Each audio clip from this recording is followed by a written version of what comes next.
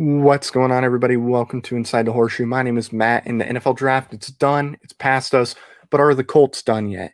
I'm going to give you guys my thoughts on if I think they're done, and if not, who they should sign. But before I do, if you're new, please click that subscribe button. It would help out a lot if you did so. Also, click that bell icon so you're notified when a video goes up, as well as when we go live.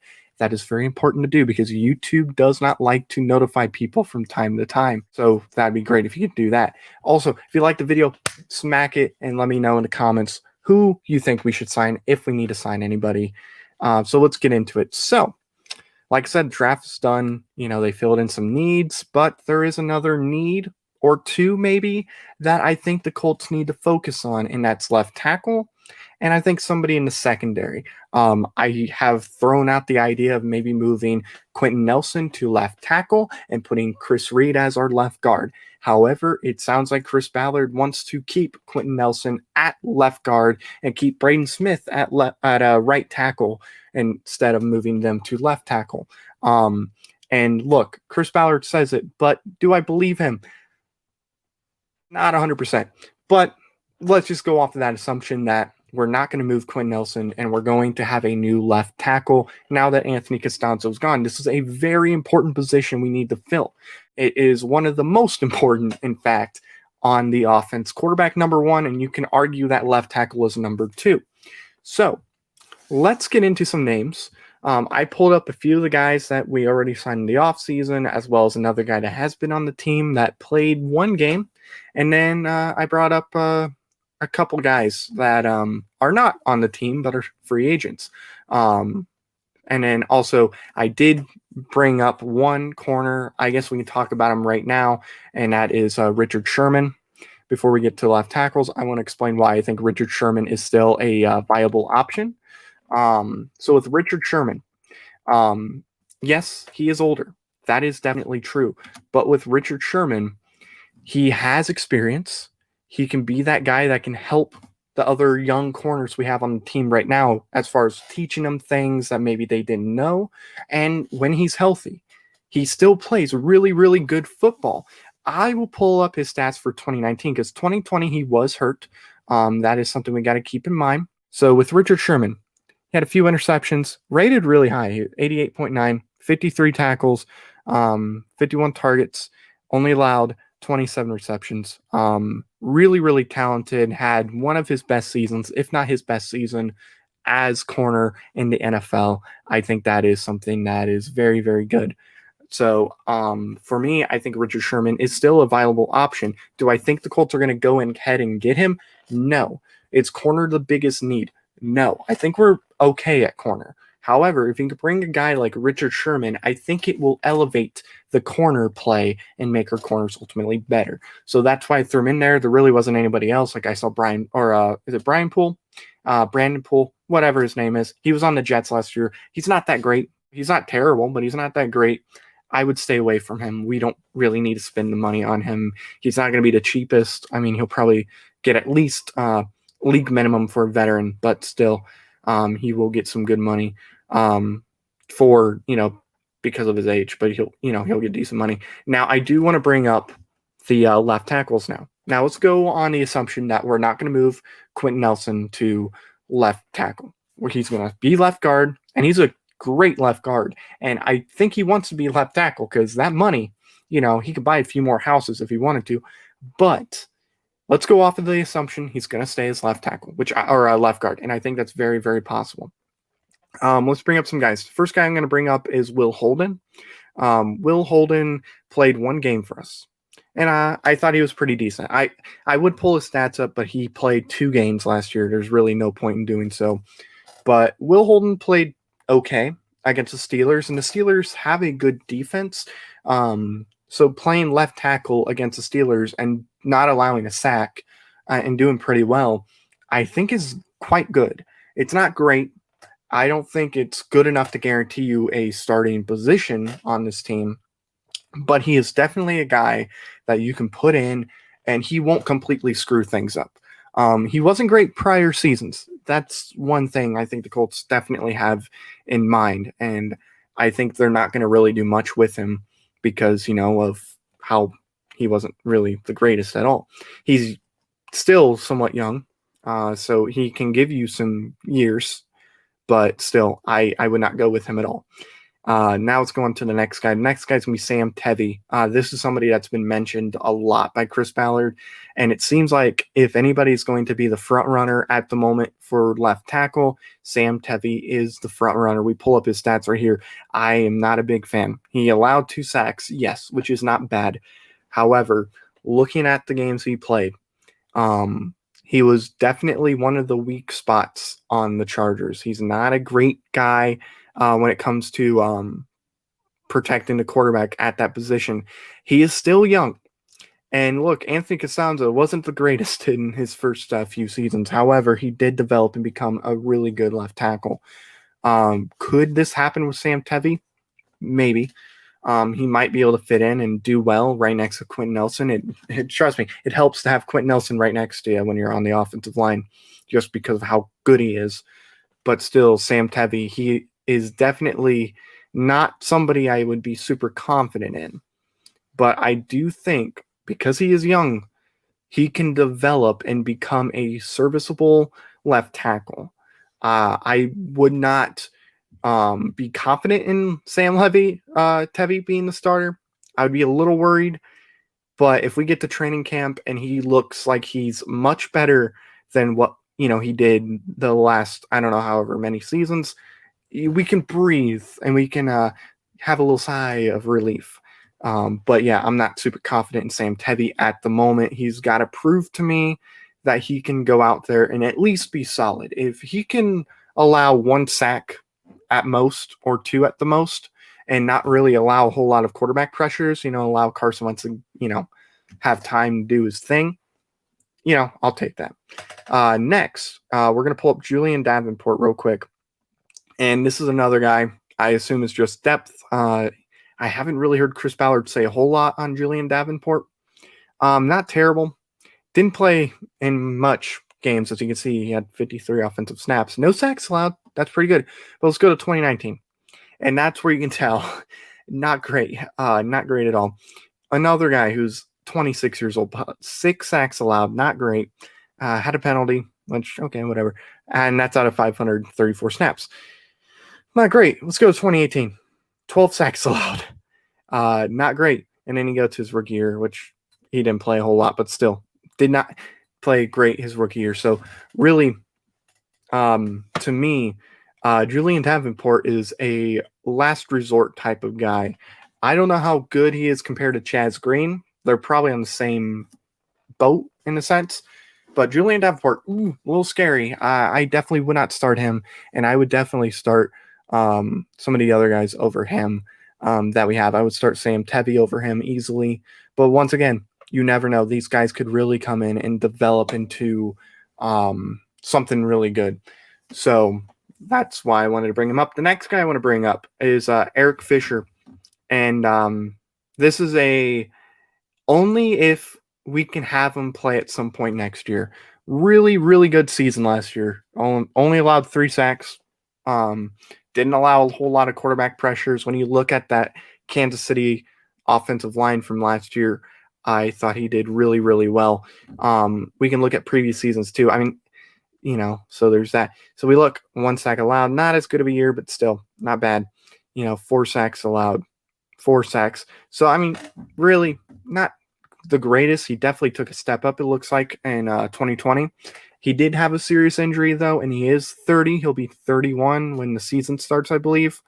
Not super confident in that. Now, I would definitely consider signing Eric Fisher if he's going to be ready by, let's say, October. I wouldn't really want to sign somebody who's not going to be ready at a maybe not 100% because he did have a pretty bad injury, but like 90%. If he's somewhere around that 80 to 90%, I would definitely consider signing him because he had a really good year last year. He's one of the better left tackles in the league, I think. And I think he can really, really help this offensive line and make it even better. Obviously, you have the ties with Chris Ballard with Kansas City. But age, he is going to be 31 when the season starts. And the injury isn't pretty. So it's a definite risk type of move. But if he can perform similar to what he did this past season, I will definitely take that for sure. So the next guy I want to bring up is someone who was mentioned early on, but really hasn't been mentioned as much lately. I think he started to again once the draft ended, but it's Alejandro Villanueva. Obviously from Pittsburgh. Pretty reliable, solid, not fantastic, but he's been pretty good. I mean, we look at his things. Yeah, 2018, he allowed 5 sacks. That's a little scary. 2017. But you look at 2019, 2020, 2 sacks, 3 sacks. I think that's fine, for the left tackle. As long as you don't allow more than 3, I think that's fine with me. Um, the only thing that concerns me is he is going to be 33 when the season starts. He is definitely not a, multi-season as far as like 3-4 season type of option. He's probably going to play 1 season, maybe 2. So this is just a Band-Aid rather than the surgery in a sense. He is a little older. I don't like that, but he's still productive, which I like. At the end of the day, would I sign him? It would honestly depend who's available and if we have any confidence in Sam Tevi. If the Colts have no confidence in Sam Tevi and they're not going to be able to get any of the guys that are worth going after in free agency, then yes, I would go after him. However, I would not go after him until it's like a last resort simply because of the age. Is he bad? Absolutely not. He is still productive. However, this is giving me Anthony Costanzo vibes where we'll sign him, he'll play a season, maybe 2, and then he's done. I would rather have somebody that can play at least 4 seasons. That way, once we get to season 3, we can look at different left tackles in the draft, and maybe we can get somebody who would be a quality starter for us once whoever we sign retires. So that's kind of the situation I'm at. I don't want somebody that's only going to play 1 season or maybe 2, because then we're going back to phase 1 again, and I don't really want that. So now let's go to the final guy, and he was just cut by the Bears, and it's Charles Leno Jr., 29. He'll be 30 when the season starts, so you could probably get at least 3 to 4 seasons out of him, which I think is pretty good. 7th-round pick, ended up being pretty solid. He is somebody I've seen a lot of Colts fans want. A lot of Colts fans have said, oh, we should go after him. But we look at his stats, not great in 2019, much better 2018. But he's a guy that he allows basically 5 sacks this season, it seems like, which I'm not a fan of, personally. I'm not a fan of the numbers. And a lot of Bears fans weren't too confident in him. I think there's a reason why the Bears drafted a left tackle and then cut Charles Leno. But a lot of Colts fans want him. I've seen guys on Twitter say that they would like to have him, or, this guy would be a really good option, or, even solid. I saw some people were messaging Charles Leno Jr. on Instagram saying, hey, we need you bad. And I think he even pointed out that, oh, I'm getting messaged by Colts fans. Do I think he would want to go to Indy? Absolutely. Getting to play with an offensive line like the one we have in Indianapolis is something I think a lot of people would be highly interested in doing. But do I want him? And do I think the Colts would want him? I'll tell you right now, he was one of the weaker spots on the Bears offensive line. There's a lot of people that simply said, hey, if you want to get to the quarterback faster, get through Charles Leno, get through him, and then you will have an easier time getting to the quarterback, because Charles Leno isn't quite as good as some of the other guys on that offensive line. He was cut because he wasn't the greatest, and they drafted a left tackle because he wasn't that great. They traded up to get a left tackle because they traded up for Justin Fields, and then they trade up for the kid from Oklahoma State, Jenkins. So yeah, I just don't know. I'm not buying it. You know what I mean? Like, am I somebody who is against him? No, I would be okay with us signing him. I'll be honest. I think a lot of people would disagree with me. I don't think it would be much of an improvement of what we have right now. Now, if we can get him for a good price, yeah, I bring him in. And I don't know, maybe pairing him up with an offensive line that we have can help him. I'm just not as sold on Leno as others are. There's a lot of Colts fans that want him, and I'm just like, Well, why? I mean, have you seen his numbers? Have you watched his tape? He's not that great. There's a reason why he's not on the team anymore and he's a free agent. Now, do I think the Colts are going to sign him? I think so. I actually think they're going to, and it makes a lot of sense because at Boise State, I believe the offensive line coordinator or running backs coach, whatever, our offensive line coach is or was at Boise State when Leno was playing. So, I mean, there's a connection there. So, I think there's some potential interest because of that alone. Plus, he's played a lot of games. So, that's definitely something you want. I just don't know. I don't know if I would go for him. It would have to be for a good price, to be honest. But, if Chris Ballard thinks he's a really good fit, I'll trust Chris Ballard. And, even though I'm not super confident in Sam Tevi, and Ballard seems to be pretty confident in Sam Tevi, if Charles Leno's the guy that Chris Ballard sees as, being our starting left tackle, then I'll go with it. But, we'll see. I mean, he's got to know the offensive line is one of, if not the most important thing in making a team successful.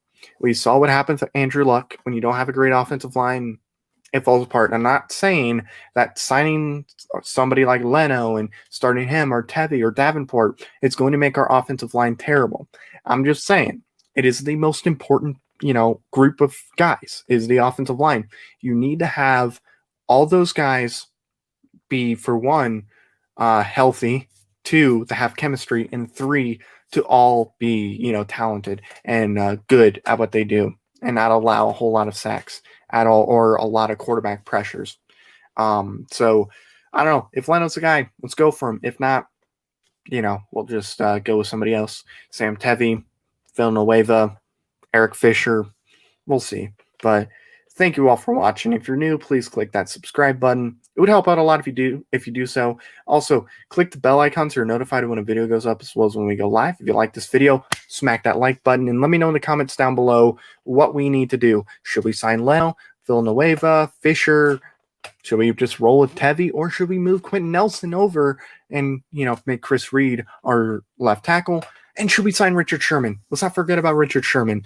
Do you agree with me on that? Because I want Richard Sherman. So yeah. So thank you very much for watching. I've been Matt Bleed Blue, and we'll see you next time.